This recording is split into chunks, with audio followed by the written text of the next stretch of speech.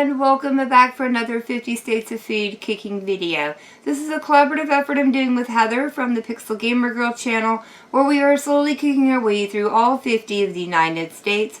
Today's stop finds us in the Magnolia State on December 10th, 1817. It was admitted into the Union, making Mississippi our 20th state.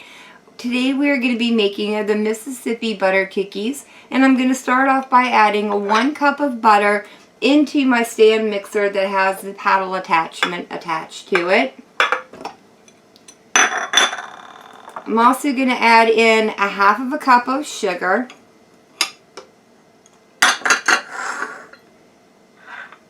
and 1/2 teaspoon of salt. And now I'm going to cream my ingredients together until they are well incorporated and become light and fluffy. After about 5 minutes, your butter and sugar should be light and fluffy and pale yellow in color. And now it's time to incorporate the egg yolks, and I'm going to be adding these in one at a time. We'll start with the one, and I'm going to go ahead and turn this mixer on. It's pretty loud, so I don't want to bother your ears with it. Now that I have the egg yolks mixed in, it's time to add in the 2 teaspoons of vanilla extract. And the last thing to go in is our flour, and I'm going to add this in small increments until I have 2 cups of flour mixed into our butter and sugar mixture. Once you have your cookie dough completely mixed together, remove it from the stand mixer and then shape it into a log on top of a piece of saran wrap. I think that looks pretty good. You want to make sure that it's even all the way across the whole length of your log. That way all your cookies end up being the same size. And now I guess the best way to wrap this thing would probably be to roll it like a log, right? If I can get it off this mat, good night. This stuff wants to adhere really good. Never wants to stick when you want it to. Only when it decides that it wants to. It's kind of got a mind of its own, right? Alright, I think that's pretty good. Go ahead and roll that up. And once you get it wrapped up in the saran wrap, I do like to go through just to make sure that it is even all the way down and that there are no like lumps from my fingers in it anymore.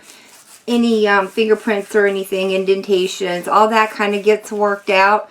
Definitely make sure that it is even all the way across. It feels a little thin there in the middle, but I will get it. This is going to go into the refrigerator for an hour so it can chill and firm up. That way when we go to slice these, they will hold their shape and they won't spread when we bake them in the oven. After an hour, you can remove the cookie dough from the refrigerator. Now, I've cut it in half because I've got 2 different colors of sanding sugar that I want to use, and I only want to do half of them at a time. That way we can keep the other half in the fridge and keep it chilled down. I think we'll start with the silver. I'm feeling kind of silvery right now. Just pour some of this out on a clean work surface. I've got my baking mat here that I've lined with some saran wrap just to help keep the cleanup nice and easy. After you get a generous amount of the sanding sugar poured out, roll the sugar cookie dough, or not sugar cookie, sorry, roll the butter cookie dough into the sanding sugar. Might need to manipulate it around a little bit until you get it thoroughly coated on the outside. Once you have the outside of the butter cookies completely coated in the sandy sugar, it's time to start slicing them into our little round discs. You want to do nice even thicknesses using a thin, sharp knife. Try and slice straight down all the way to the bottom, and that looks pretty good to me. I would say that's about 1/4 of an inch or so. Though I've been told I do have a problem with measurements, so it may be a little bit over, but definitely try and keep them all the same thickness so that when we bake them, they will all cook at the same rate. Now that the cookies are all on my tray, it's time to pop them in the oven on 350 degrees for roughly 10 to 12 minutes. I'll probably start checking them around 10 minutes just to make sure those edges are starting to turn golden brown. And once they do, they'll be ready to come out of the oven. I have removed the butter cookies from the oven and I've allowed them to cool on a wire rack. It did take about 14 minutes for these to cook. I think I cut them just a little bit thick, so definitely make them a little bit thinner when you do them. But overall, I've already tasted these. I've eaten like 5 of them already, and I can say these are absolutely incredible. I think definitely my favorite cookie that I've made in a very long time. They are nice and golden brown on the bottom. And the thinner ones like this are just a little bit on the crunchy side. And then you get that nice crunchy little bite from the sugar on the edge. So stinking good. They practically melt in your mouth.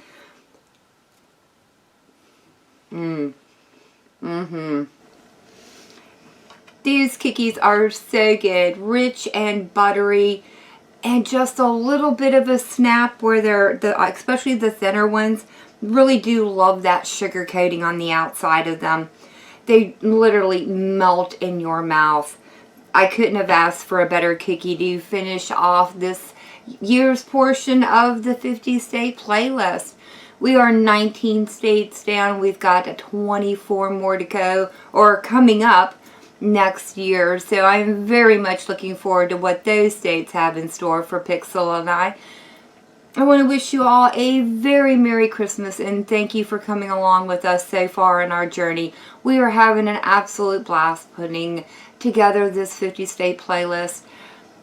As always, if you have enjoyed this video, leave me a comment down below. If you guys tried this recipe out, let me know how it turns out for you. And once again, as always, I've been Vault Girl. I hope you guys have enjoyed, and I hope I see you in the next one.